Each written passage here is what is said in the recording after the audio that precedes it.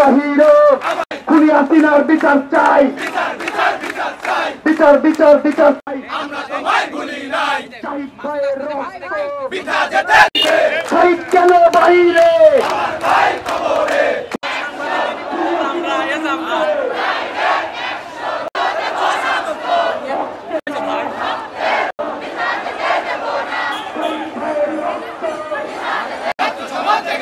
ছাত্র সমাজ জেগেছে, জাহিদুল্লাহ